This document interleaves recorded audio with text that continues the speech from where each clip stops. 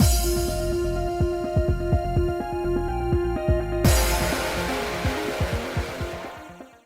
guys, it's Spaces Sims, and we are back with more Virche Evermore, continuing on Coffee's route. And I'm sorry, we're about to start the man harem portion of this route because all of our little chuckle fucks are showing up at Adolphe's house, and I love this so goddamn much. So, like, our first meeting is like, "Hi, I'm Mathis, and this place is a shack, but like, whatever." Walks right inside. Excuse me, who are you? Like, we just met them. Literally, they just showed up at our house. This is so much fun. I love it. Goddamn. Anyway, Mathis told us that his brother was killed by the murderer known as Boro. Cyan was the famous scientist we had heard of who left Dahut to look after the Institute while he investigated the deaths on his own. Where has he been, though? Because it's probably been like a few days at least since he left. Like, where the fuck has he been?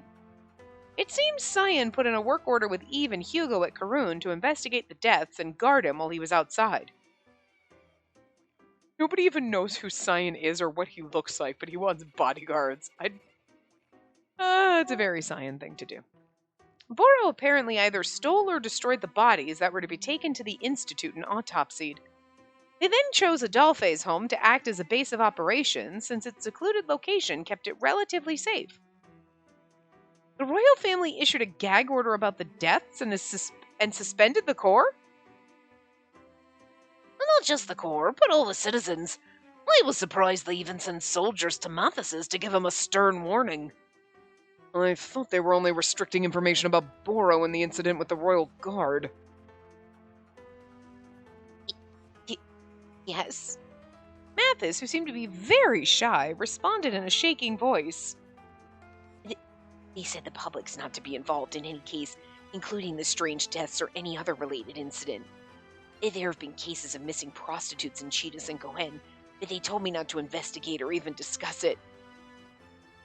Did they tell you that, or did Jean tell you that they told him to tell you that? Because that's all him. That has nothing to do with anything else. But they don't know that. The Royal Guard doesn't. They're just, like, assuming, so. Since you couldn't act publicly, you decided to use Adolphe's house as your base of operations. Can I say something? What? I've been wondering for a while. Is the royal family a bunch of idiots? The fact they issued a gag order is basically saying they're involved in all this mess somehow. You're very blunt. I completely agree. Apart from one royal, their idiocy is likely an inherited trait. Apart from one royal. Let me guess. Salome? I'm just saying! I think she's the queen, and I think Cyan fucking knows it. I mean, he was around when she was on the throne, so he would fucking know who she is. And even though he's like, that old bag and that bit, like, whatever, he still would be like, yeah, she's not an idiot, though. Still hate the bitch. But she's at least smart, you know? Prohibiting investigations into the deaths is the same as limiting my efforts, which has worsened my mood. I highly doubt they're stupid enough to get on my bad side. I can easily forbid them from becoming relivers. But their orders still affect the population at large and point to an underlying motive. The royal family was involved. I can't, Cyan, I'm supposed to be romancing Adolphe, and it was difficult with Adolphe and Anko in the same place, and then you being here is just going to distract me completely, because, like, look at his goddamn beautiful bitch face. Like, they drew him so perfectly, because his eyes are like, what? Like, he's just so fucking over everything. He just has resting bitch eyes. It's like... But then again, Mathis looks like an awkward little sad sack, and he kind of really is. So, like, you know what I mean? Like, they gave them the best fucking facial expressions. Their facial expressions are perfect. And Adolphe's just pissed and annoyed, and that pretty much sums him up. Right now, the expressions on these three's faces is perfectly sums up their personalities. Like, that's all you need to know. If you're like, so what kind of character is right there? What does he look like? That's what he is. Adolphe, right there. Cyan, right there. Eve, just labradoodle. That's all you need. I was reminded of the Queen's diary, which cursed her family for interfering with her ambitions. this is not the perfect expression for Eve. This doesn't sum up his character at all right now. Not the royal families involved in the incidents that have been occurring. Well, there has to be some other reason besides trying to hide Boro and how he killed their soldiers. We are missing Lucas in our man harem at the moment, but it has something to do with the fact that almost all his victims were relivers. Huh? Really? Yes. Somehow found that out through Eve's investigation. Suicides with relivers gouging their hearts out. Relivers being murdered by Boro. Missing reliver prostitutes. Maybe there was more. Assuming the perpetrators are different, there could be a single mastermind behind them. As the royal family has much to gain from the deaths of relivers, they're a highly likely suspect. And they can use the suicides to pin the blame on me by saying they died because of some bugs in the relivers I manufacture. Which they absolutely did in your route, so yes. And they can use Boro to kill the Institute's largest investors and Cheetahs to slow funding. You think Capucine's got that inside? Because they didn't really explain that. We know he's... like... But is he doing it? What? Did they ever actually explain why? Well, I mean, we know why Lucas is doing it, and we know he's brainwashed. Okay, but like, why was Capucine doing it?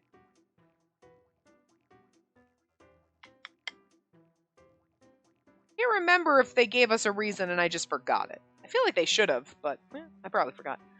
As for the missing prostitutes, I'm not sure. But if your work is interfered with, won't they suffer from being unable to access reliver technology? I assume they found a suitable puppet to replace me. Ah, okay. If blah, blah, blah, they'll get Orty in because he'll do whatever they're bidding.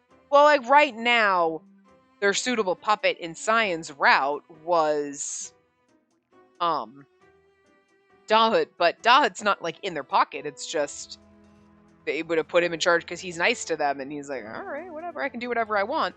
But eventually he'd get just as annoyed with them as Cyan, so that did seem to make sense considering what was written in the diaries I read. If the royal family's up to no good, you shouldn't go back to the Institute. I have no plans to return until I achieve worthwhile results. My first priority is to recover the corpses from the suicides. Seeing Cyan sigh with exasperation, Mathis timidly raised his hand. Then, I propose that we first capture Boro since we know that he's the cause of the murders. Are they actually gonna capture Lucas? It's gonna be interesting. I can't wait to see how this one changes completely. There's a good possibility that he's been hired by the royal family. He could even be involved with missing prostitutes. True. Regardless of the truth, we can't let him run free and kill even more people. I already have a plan in place for that, and it requires the help of the core leader and the Maiden of Death. Hearing him call me Death made Adolphe's brow twitch. Putting aside Adolphe for now, you know who I am? The rumors of you have reached Cernival, and I have a bitter acquaintance with the woman who fancies herself your mother, Salome. I didn't know that. I wondered if the letters I delivered from Mother to the Institute were for Cyan. Yes. I mean, we know that now. We knew that a while ago, but... I was already planning to help capture Boro as leader of the Corps, but... Seeing Adolphe look at me, I quickly nodded. Since I'll be housing everyone here, I want something in exchange from you, Cyan Brophies. Let's hear it. Once the operation is over, I want to know what your opinion is on how Death's curse can be broken in this country. We need your assistance in our efforts. Oh. Everyone was startled to hear Adolphe bring up the idea of lifting the curse that they had long accepted as part of their lives. Death's curse? They're talking about our longevity, right? Yeah, we're working to get rid of the curse completely, in part so that people will stop calling her Death. Until now, no one had ever really discussed this idea with others before. If they can get rid of the, like, whatever's happening to the soil. I don't know how you get rid of, like, the toxins in the soil. I mean, that's what the flowers are doing, but gets into the air and then it goes back, and it's just a cycle. But, like, if you could completely negate that problem, maybe it's whatever the fuck is going on underneath and in those tunnels. Because they've never explained why the fuck those tunnels are there. You know what I mean? Like the tunnels we fell into and we're like, what the hell? There's tunnels under the Institute and... Anyway! And then we just let, like, you know what I mean?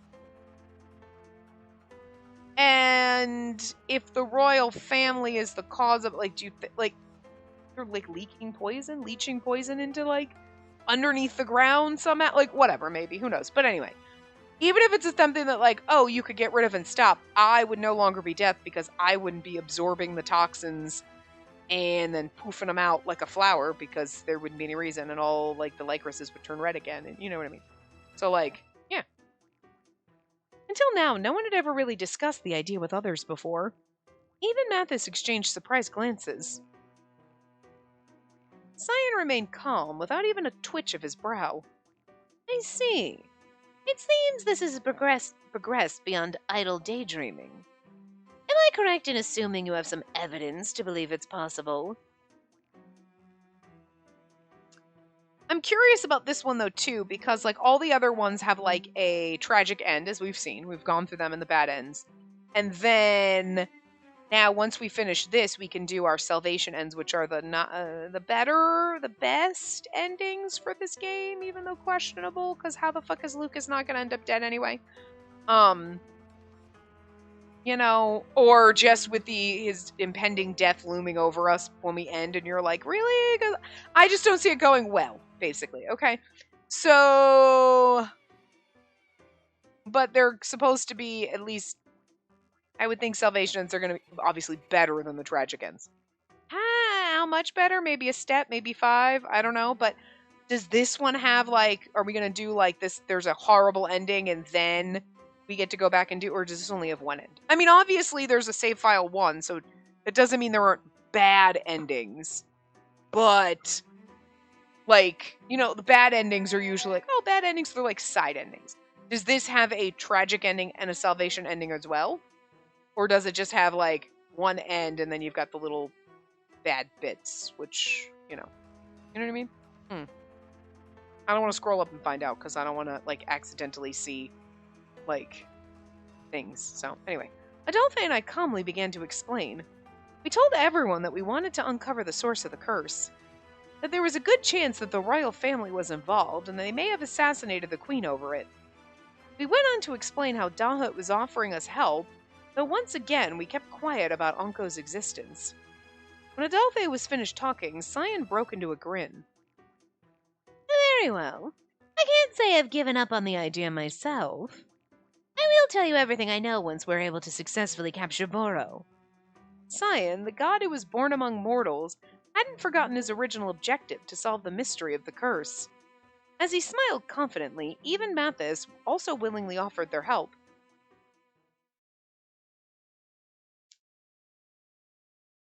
Oh, Shamil. Although, listen, right now you're Jean, and we love you as Jean. We hate you as Camille. Hate you! Hated it! But I love you as Jean so fucking much. If you weren't a butler, I don't know if I would love you as much, but the butler thing, it's like glasses. It's kind of like a kryptonite. Like, glasses are always going to win, but like a butler... Ooh, stop it. It's still hot. A few minutes later, the butler Mathis mentioned earlier by the name of Jean came by to introduce himself. Oh, he's so lovely. Again, we can extract Camille out of Jean. I think we can do it. We have the technology, I'm sure. I don't think there's any help in Capucine, ever. I think we just need to light him on fire. Later, while everyone was unpacking in preparation for living together, and again, with Capucine, we're just going to get a nice little portrait painted of him. Pretty little portrait. Hang it in the hospital.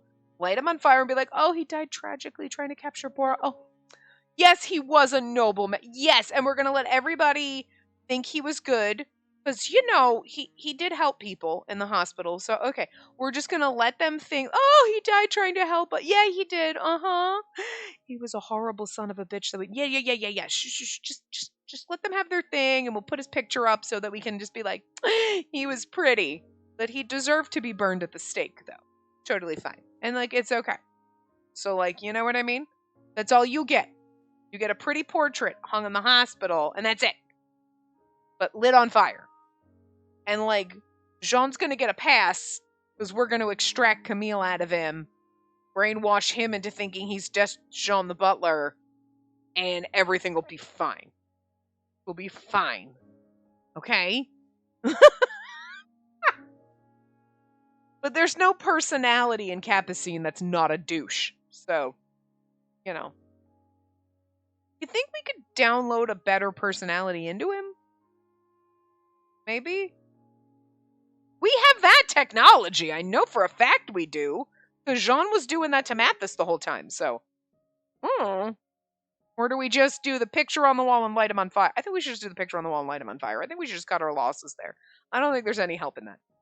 After what he did to Nadia, I don't think he gets a pass at all.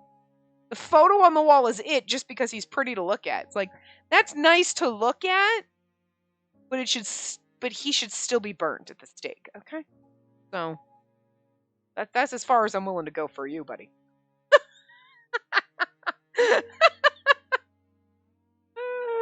That's more than some trash villains that are just god awful. They won't even get a pretty picture. It's like, no, they just burn them. Nope, just burn them. Burn the whole lot of them. You at least get a portrait. So, hey, saying. I almost forgot. I got a letter from Dahut to give to Nadia. He said he was going to be staying at the Institute for a while, so he asked us to drop it off when we go to visit the hospital. So to fulfill his request,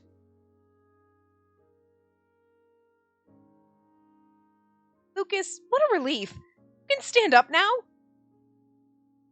Yes, well, I still cannot leave the hospital's care. He doesn't think he can, but Capucine, I'm sure, is injecting him with, like, drugs to get him to go out and kill people. I was in Nadia's room at the hospital with Mathis, who offered to escort me. By chance, I happened to meet Lucas, who seemed to have recovered quite a bit. I first handed Nadia the letter, and as she read it with great excitement, we stepped out into the hallway to share the information we had, since Lucas might know something about the curse or the deaths. I mean, you ain't wrong. Kiss, thank you very much for coming to cheer me up last time. I'll make sure I learn from my mistakes and work with everyone to capture Boro.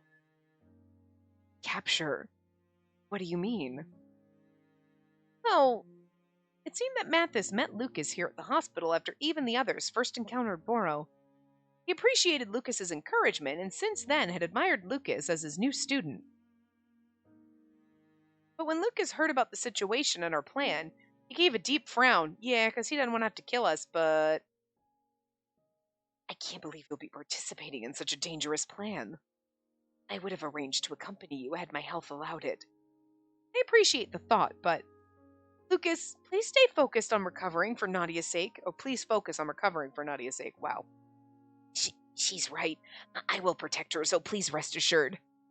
That is very commendable of you. Then I'll leave the reliable knight to protect the maiden, and pray that God watches over you. And here's the thing. We are going to end up killing Boro, probably the clone version. Like, with the acid, you know what I mean? But, like we went to capture them, and then Capucine had one of the other clones pour acid on this one. But here's the thing. Even if we capture the fake one, it's a fake Lucas. We're probably going to see it's fake Lucas. Then we would know, and we'd go running to the hospital and be like, but Lucas, you're here. But we caught you. Look, brother! We returned to Nadia's room and saw her happily sitting up in bed with the letter spread open. I'm just really curious how they're going to change this. It's a letter I got from Dot, the friend I was talking about this morning. He wrote so many wonderful things to me.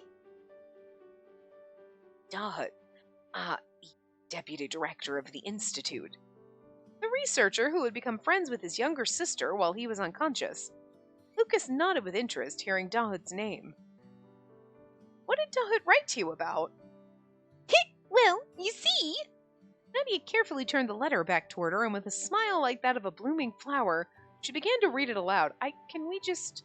Listen, I know in Lucas's route bad things had to happen to Nadia because it was like punishment for Lucas and it was like to make everything tragic in that route. But can we just have good things happen to her? Like can we not traumatize all of us and Nadia in this particular route? I'm just saying.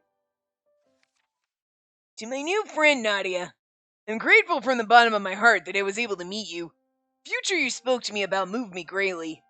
Apart from my current research, I'm now looking for a way to lift the curse of debt that causes our tragically short lives. It may be a daunting challenge, but if I manage to succeed, I'll help your brother first since you reminded me of what's truly important in life. I'll also leave the Institute. I hope to become a fine doctor who can cure your illness and revive my mother into the kind of full life she always wanted. So, please don't cry. I ask that you stay strong for a bit longer and not give up on this world. Okay, if there's a tragic end and a salvation end, then the tragic end, like, she's gonna die right before you figure everything out and it's gonna be horrible. But, like, I hope at least if there is a salvation end, it's like, we made it just in time. Woohoo! Did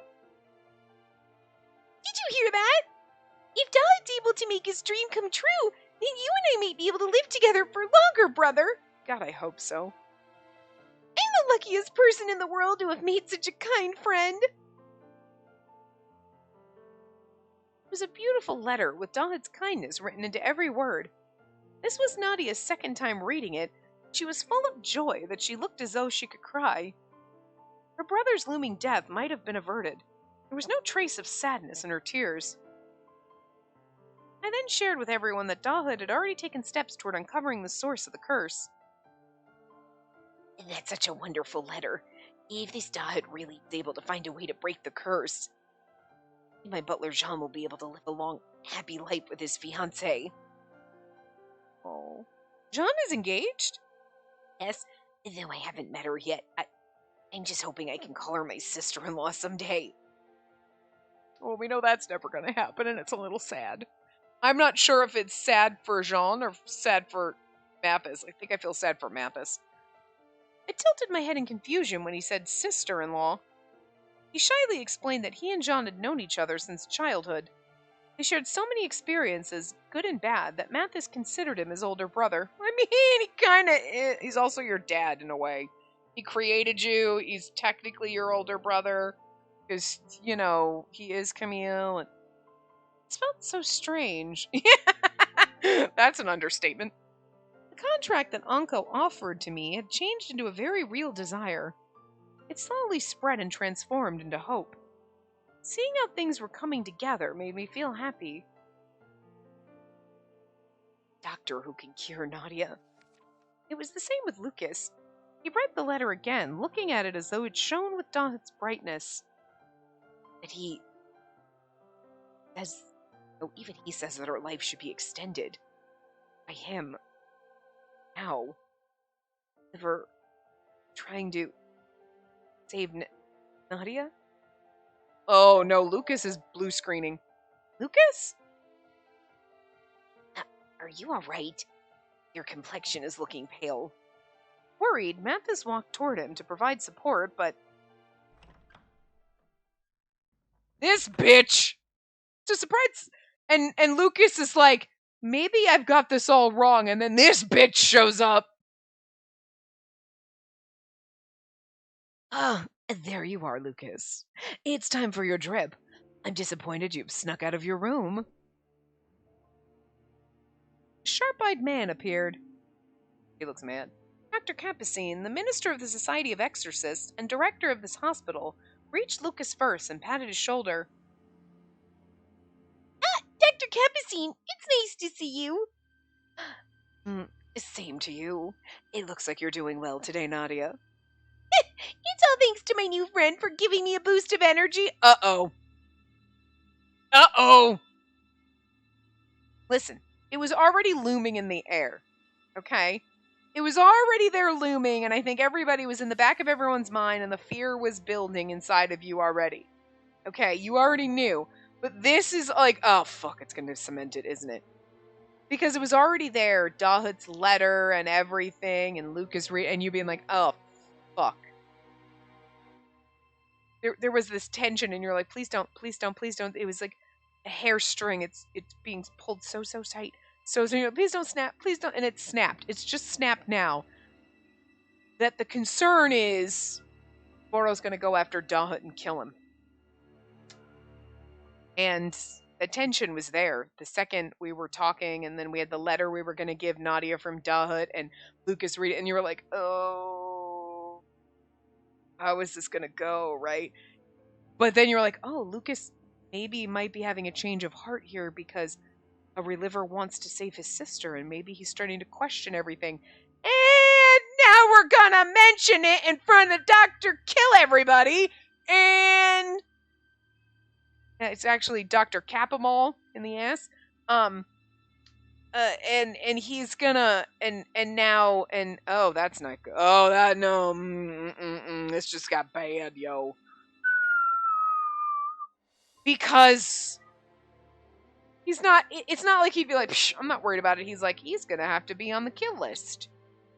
Gonna have to be on the kill list because he's gonna take Nadia away from me, and I love her jeans.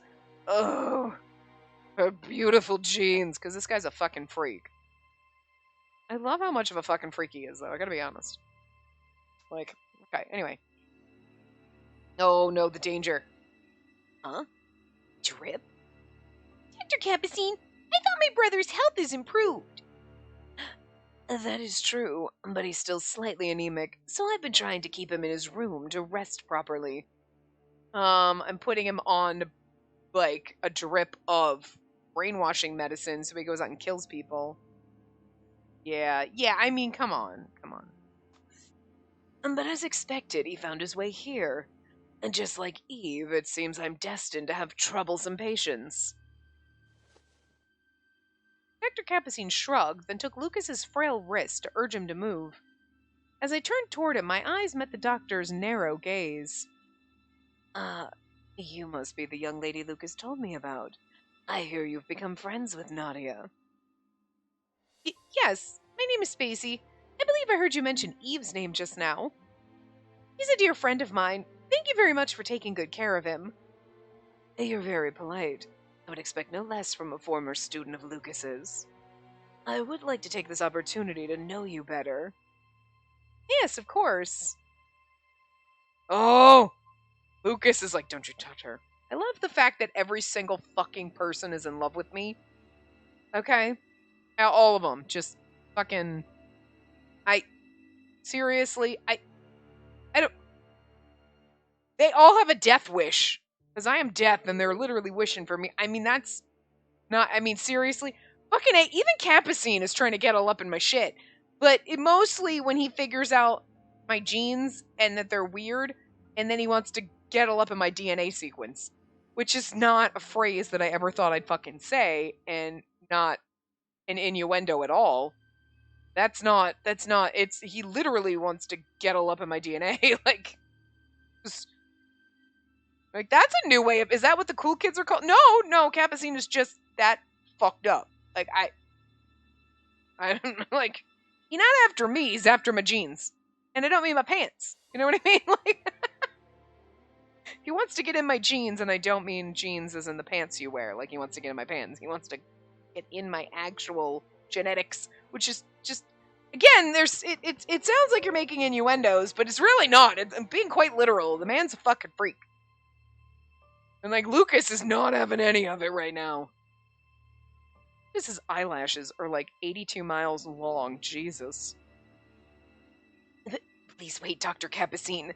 She's... And now let's get going, Lucas. I don't have the strength to carry you if you collapse on the way back. Before Lucas could say anything else, Dr. Capucine pulled him out of the room. Yeah, there's something sus going on here. Your if our teacher is gonna be okay. Probably not. I'm a little worried myself. My brother's in good hands with Dr. Capucine. After all, he gets better as soon as the doctor checks up on him. You know, because he's giving him drugs. Relieved to hear that, Nadia. Oh, we're all bamboozled. Nadia read the letter over and over again, happily soaking up its contents. Nadia was a bright and innocent girl to begin with, and now, with the hope she might actually be able to live with her brother for a long time, her smile was brighter than ever. I hope Dahud's able to accomplish his goals soon. Yes, I'm sure he'll make it in time. No, we'll make sure it happens in time. I couldn't just rely on someone else to do everything. We needed to do what we could so we could create the future Nadia dreamed of. Do it for her. It's not Maggie in this picture, it's Nadia. A few days passed after we all started living together at Adolphe's house. I love this. Let's never let our man harem leave. Is Anko gonna show up and be like, the fuck happened here? He's gonna start side-eyeing everybody. He's gonna be like, and he's gonna look at Eve and be like, I like the labradoodle. Under Cyan's lead, we prepared a plan to lure out Boro. We succeeded by creating some dummy corpses and managed to corner him deep in an alley.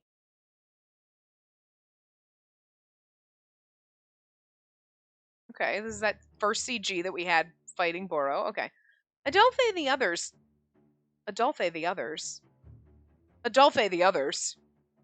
Not and the others. It's Adolphe the others. That's his title. The others. Not like Adolphe the Great. He's Adolphe the others. Tim, you're drunk. There have been quite a lot. I swear to God, I seriously wonder, because as routes go on, they get progressively worse with the typos or the missing letters or missing words or something. And it's always like the routes at the end are like worse than the ones in the beginning. So it's like, do you just have one poor person that you are like literally whipping to get this? Like, holy shit. Or do you literally, or you're like the new guy who's like only got half a brain cell? You put, like, did you put Ronald on this? Like, what the fuck? Why is it always like this? I mean, it's not terrible. We've seen worse translations, trust me, where you're like, this makes no sense whatsoever. But, like, this route has had an overabundance of missing fucking words. Like, it's not like one here and there. It's been quite a... You're like, this is a little excessive, Tim. Jesus. Take your time. Tim is a terrible typist and doesn't know how to take his time. Adolphe and the others fought with all of their might and somehow brought Boro to his knees. But is it real Lucas or clone Lucas? And now then, I believe this is the first time I've met the troublemaker known as Boro. Let's quickly figure out who he is and have him confess where he took the bodies. Cyan's fingers reached down to remove the hood covering Boro's face. Suddenly, a large shadow covered me. Spacey! The air itself shook from the impact. The blade that was swung down on me was blocked by Mathis's small knife. Mathis! My cries suddenly brought everyone back into motion. The assailant who cracked Mathis's sturdy knife with a single blow was... Boro, too. Boro? A tell of them! He must be an illegally manufactured reliver. Eve and Adolphe drew their swords and closed in. Sensing that I'd only be in the way, I quickly moved back. And I like that Cyan pieced it together. Illegally manufactured reliver! He's a clone. Yep. They caught one Boro, and there's a second, and when they unmask him, they'd see Lucas. But the real Lucas is still in a hospital bed, possibly. Whoa. As if Boro knew what I was gonna do, he quickly knocked away Mathis's knife. Huh? What happened next was completely unexpected. It wasn't just to cause confusion. He was targeting me specifically, even though I wasn't a reliver. It was only when Mathis dropped to his knees and Boro sped past him that I realized I was his prey. You wonder if this is real Lucas and he's trying to kidnap us to protect us? Spacey! Adolphe made a mad dash toward me. the other Boro, who was supposed to be unconscious, got to his feet and ran after Adolphe in a flash. Adolphe, behind you! This is insane, I love it. Unable to block the attack from behind with his sword, Adolphe was blown back into a wall and knocked unconscious. Before I could say anything, a giant blade came down at me from above. I'm going to die. Well, that's not true, because I didn't choose the bad ending. Before that became a reality, I did my best to throw the first aid kit I had in my hand. The bandages and medicine flew about, blocking Boro's view. It bought me only a fraction of a second. Hey, sometimes surprise is all you need. For some reason, his halberd slightly swerved from my childish retaliation. Ow! The blade slashed my upper arm, but it wasn't deep enough to kill me.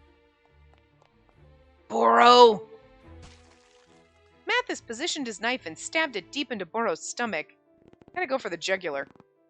Dear, you are my friend!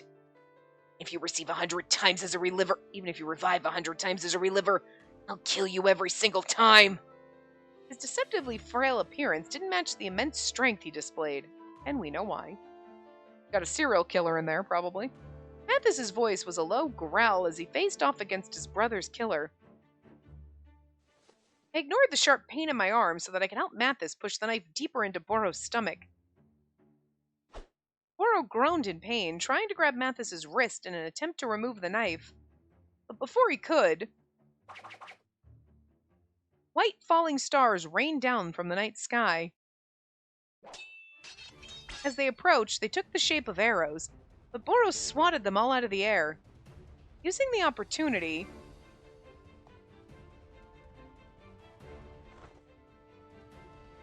Not bad for someone from the bloodline of bookworms.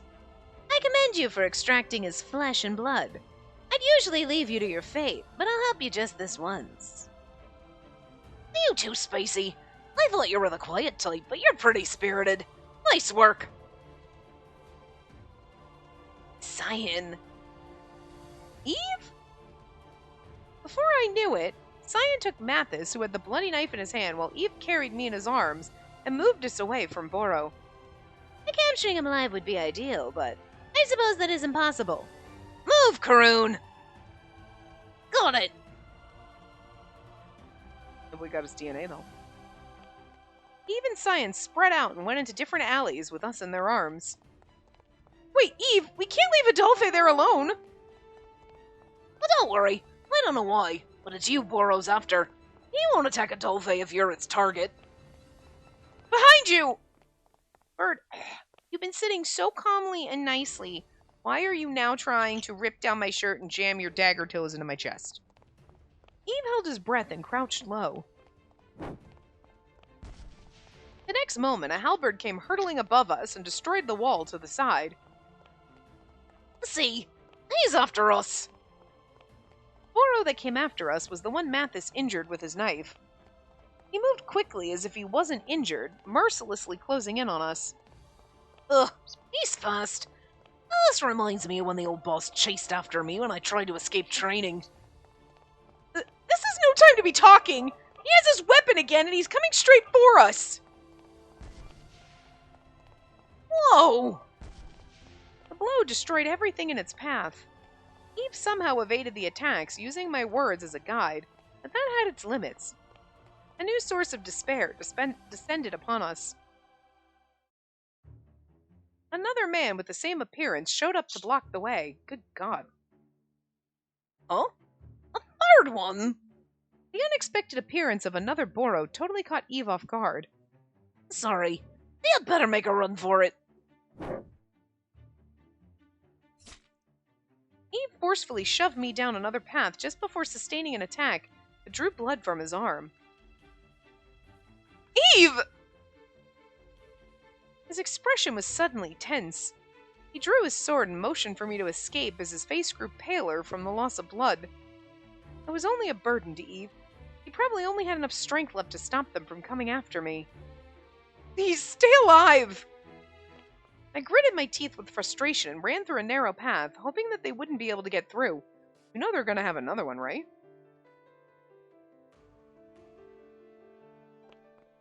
I did my best to run through the alleys as randomly as possible so that I could lose them.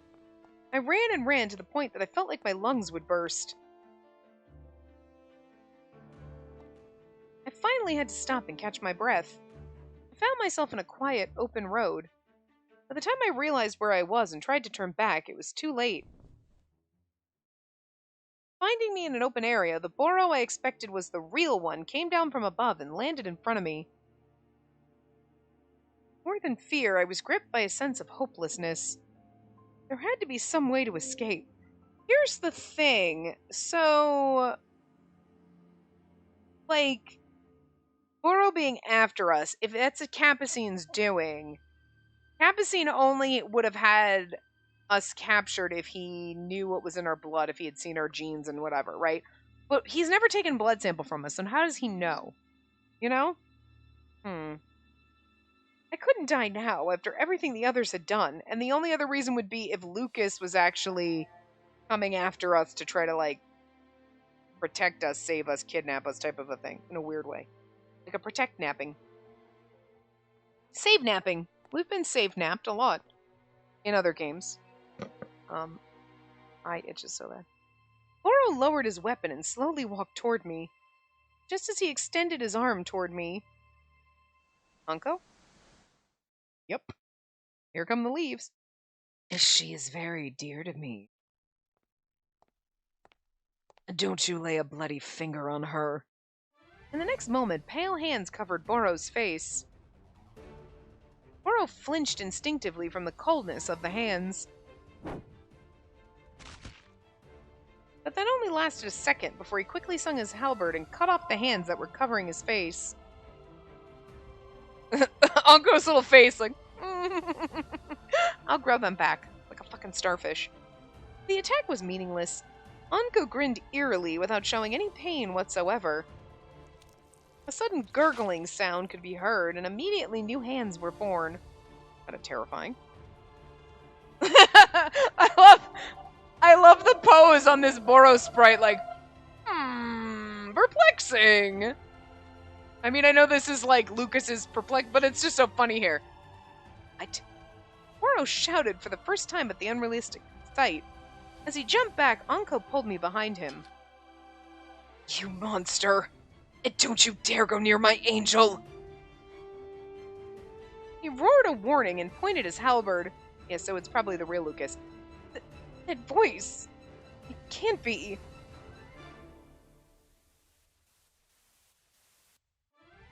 Oh. Ooh. I'm surprised you said that. I did not expect Boro's identity to be a completely beep beep. Random side character? No, I'm just kidding. I don't know. That 9-letter word? And then a 6-letter word?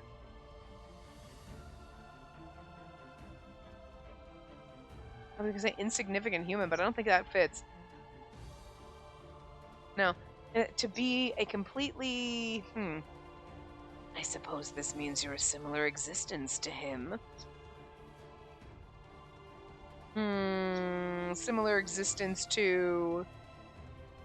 Lucas's father, we know, is like a magic or like whatever. Everybody is there.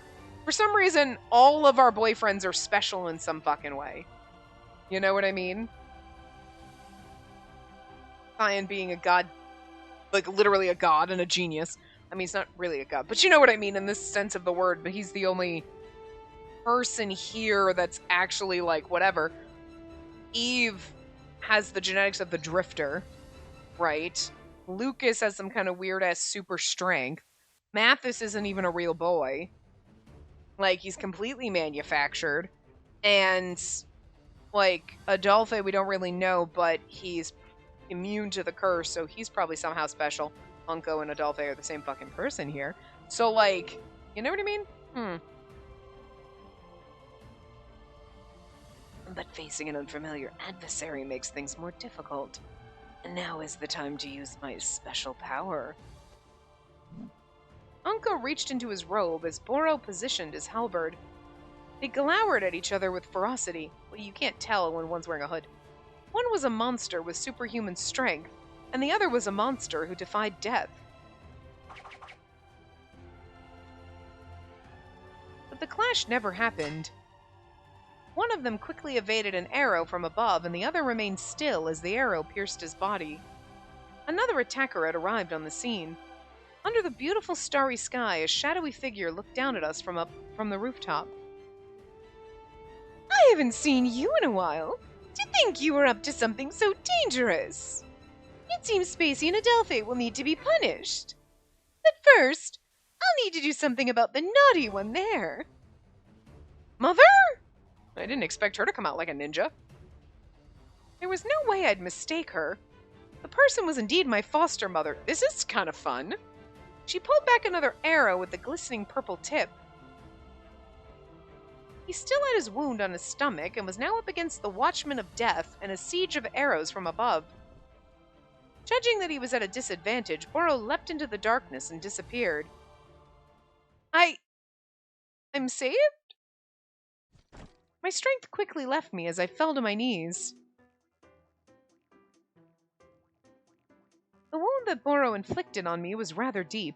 I mean, Salome, I think, did she whip out her bow and arrow? I mean, we knew she was going to kick ass and, like, one of the other route. Was it Eve's route? It was one of them, you know? But, like, it's still unexpected to see her here. Blood was pouring out of my open flesh. Unko quickly tore a part of his robe and used it as a bandage to stop the bleeding. It suddenly got quiet. Does that mean the others retreated too? With sufficient injuries, I suspect. We should return and tend to everyone's wounds there. You're right. We should get going. Unko lent me his hand so that I could stand up. Where the fuck did Salome go? Oh, there she is. Spacey! Thank goodness you're safe! She just showed up in her fucking nun's habit, like slinging arrows. Not even in a ninja costume, nothing. Mother! Mother quickly made her way down from the roof and was running toward me. She looked like she was about to cry. No idea how and why she appeared here with a weapon, but her precise attack saved my life, and I needed to thank her. Well, a queen wouldn't know how to, like, no archery or some shit, right? No, dear princess. But Anko denied me before I could. Just as I was about to run to meet Mother, he grabbed my wrist and held me in place. My confusion was answered immediately. Anko used his other hand to grab another arrow flying through the air. The arrow's shaft was sharpened, which drew blood from Anko's hand. The person who shot that arrow could have killed a normal human. The person who shot the arrow that could have killed a normal human was... Mother? Why? I looked at her in disbelief.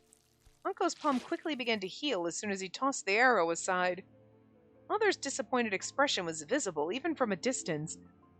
I mean, I understand. I think it was an Eve's route where you tossed me to the wolves because you wanted to get back at the royal family. Like, okay, you lost your mind. But, like, why are you now snapping? You healed yourself again. It seems what I saw back then wasn't an illusion. Mother lowered her bow, though she still appeared vigilant. Who are you? What are you doing with my dear child? Okay, so she doesn't know that Anko is Adolphe. Okay. No matter how I answer, doubt it will satisfy you. You seem to already be convinced I'm a villain who will harm your beloved daughter. Monster roaming freely who deserves your contempt. It's just kind of interesting. Like, what happened to you to make you this way with everyone? I kind of understand your self-hatred. Like, I mean, you can get by, like, but, like, it is very interesting that it doesn't bother you that she tried to kill you. You're just like, oh, I'm just a monster. Like, whatever. Like, or does he really, like, Anko knows who she is, so maybe there's something in there, like, I can't forgive you for all the lies and everything like that, like, type of a thing, and, like, Because you'd think if, like, Adolphe would be like, what the fuck, Mom? Like, you know what I mean? Like, it's interesting. I looked on in stunned silence as tension filled the air until... you've got him wrong, Mother. Anko does have mysterious powers, but he's not bad, and he's on my side. He even worked with Adolphe to save me. Adolphe told you, didn't he? We're working together to try and get rid of the curse. I desperately pleaded his innocence, as my wish was no longer just my own, but I'm disappointed in you, Spacey. What now? You want to get rid of the fucking curse, too? Oh, now we get to be Salome. Oh, cool. Okay, cool, cool, cool, cool, cool. Cool, cool, cool. I kept telling you over and over again not to get involved in anything dangerous, didn't I? Yet, despite my warnings, you snuck into the castle and now you're working with that Cyan Profis. Exactly how many times do you plan to put yourself in harm's way? How did you know that? I happen to have an adorable ally who's kept their eye on you to make sure you're safe. You underestimated your overprotective mother and lost Adolphe. I'm sorry I disregarded your warnings, but I don't want to suffocate Spacey just because I'm too focused on protecting her. All this time, the ones who have deprived her of her strength were the two of us, Mother. No, I'm sorry. I nearly lost my temper and shot an arrow through your face! But, regardless, no matter what, I can't have you two die and taken away from me!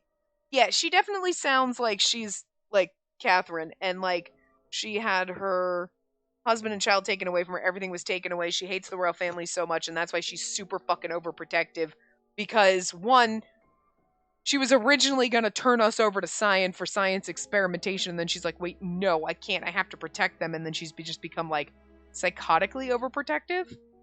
Like, dangerously so? And yet, at the same time, she was willing to sacrifice my life to get back at the royal family in one of Eve's bad endings, so, like, she kind of fucked up. Yes, I don't care if you despise me for it. Did she just stab Adolphe?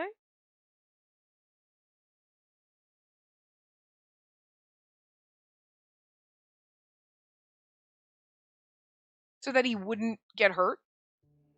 You're just as selfish and willful as Adolphe. Like brother, like sister.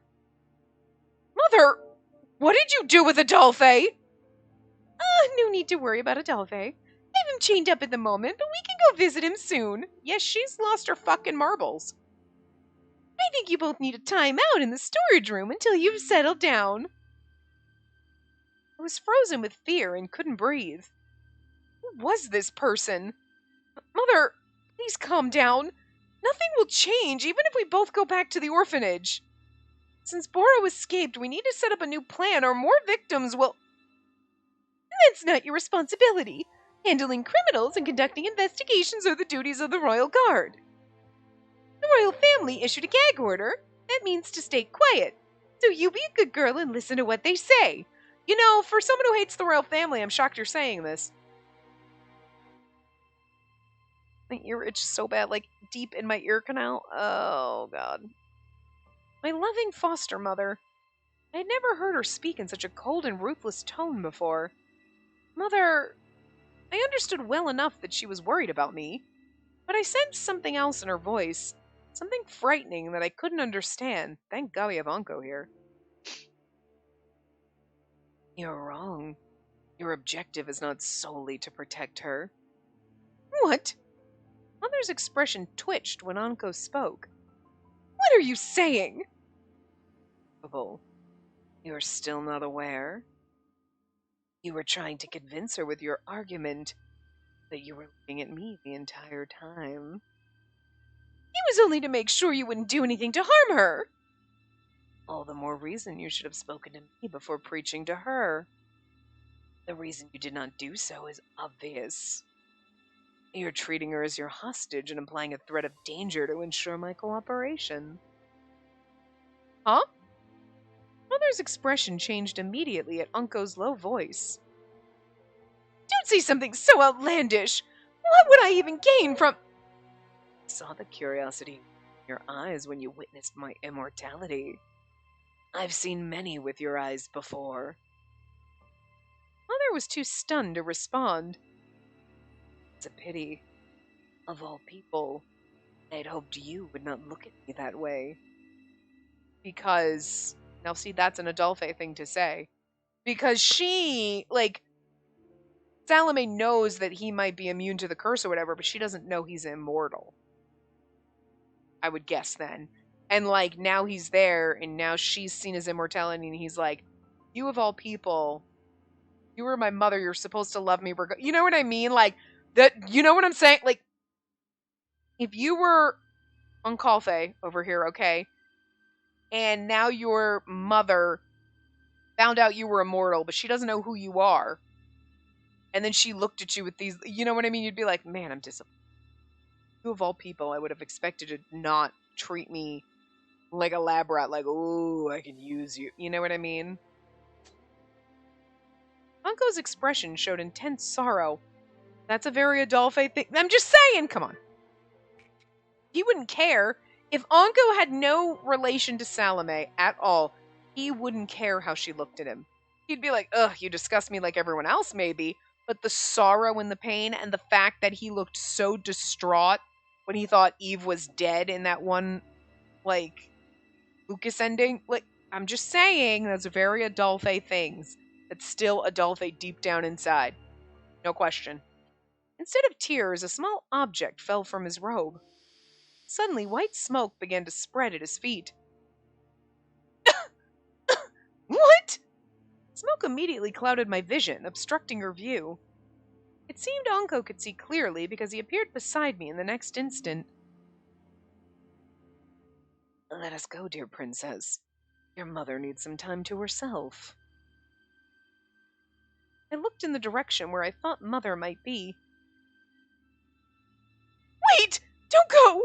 My Spacey! I only wanted to... I could hear Mother shouting at the top of her lungs from within the thick fog. Yeah, sorry, I can't trust you anymore. I know. You want to protect me, right? Just know that I believe you no matter what, Mother. Then why? But... I yelled to my mother, whom I couldn't see. Adolphe and Anko... Both of them are part of my precious family. Which is why I can't stay with you if you're going to cause them harm. So please, I want my kind mother back. I'll introduce him properly then. Dear princess.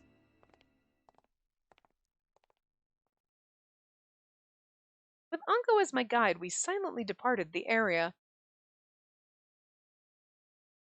Like, damn. Ooh, we're back to Salome. Can we please rescue poor Adolphe? Because I just feel like this ain't going well for him. She stabbed him and chained him up.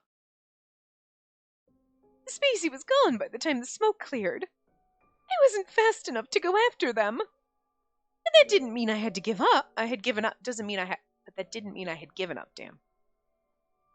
No. No. No. You're not getting away. Not again. I'll not lose my child again. See, this is very much a Catherine thing to say. But also, her eyes are purple like doves. Damn it. You know what I'm saying? That would have been so cool. Her being the queen is cooler. Don't get me wrong, but I'd always suspected she was the descendant of death. But the situation was different now. Spacey possessed a trait that induced ailments similar to that of the curse. The curse progressed slowly in Adolphe, and that mysterious man, Anko, had an immortal body. If I can get them all together, then perhaps... will all the efforts I had given up on finally be rewarded? Well, again, I feel like this is her just admitting she's Catherine. I'd be able to save everyone now. Not using us as lab rats, bitch. The emotion inside me that I thought was love slowly melted away. That's fucked up, though. That's even more fucked up. Because, like, I love them, but the thing is she's a reliver, so those feelings don't really exist in her, you know what I mean? So, like, we trusted her, but I don't know if we can trust her anymore, man. With the sliver of hope I finally found, I felt myself slipping into the muddy darkness of a renewed obsession. Yeah, the obsession that Catherine had.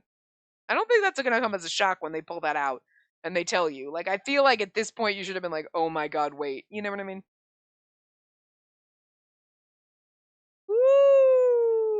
All right, so I'm going to wrap this up here. So I will see you guys next time.